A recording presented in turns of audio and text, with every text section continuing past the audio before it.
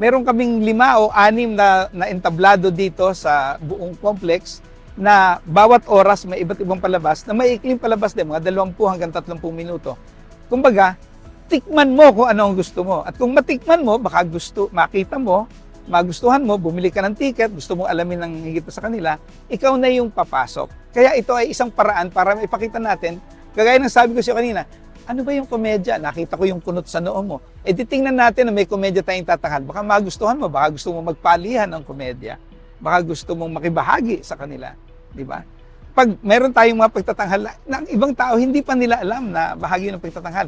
Ang hindi alam ng iba, yung sinasabi ko nga, yung ating mga piyesta, yung ating mga festival, yung ating mga prosesyon, yan ay sining. Yan ay bahagi ng ating dulaan, ng ating kasaysayan, ng ating musika, ng ating mga sayaw. Kaya yan ay bahagi na ng ating kamalayan. At ito, pinakikita natin, lahat ng nangyayari dito ay sining. Pero, hindi lang basta sining na panonoorin mo, kundi sining na bahagi ng pagkatao mo. At kung gusto mo pang malaman kung sino ka at ang pagkatao mo, di pag sa hinaharap, bumili ka ng ticket o makibahagi ka sa mas malawak nilang palihan. Yan ang sistema at yan ang layunin at tema ng Pasinayan.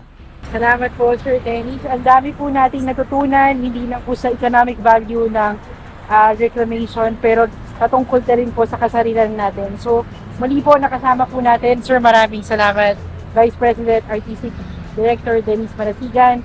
Kung may oras po kayo, pumunta po kayo sa Pasinayan, dito po sa Cultural Center of the Philippines. Suportahan po natin ang lahat po ng artists at ang Cultural Center of the Philippines. Atin po ito. Maraming salamat po. At muli ako po si Omi Linda. Sure, ang galing nyo.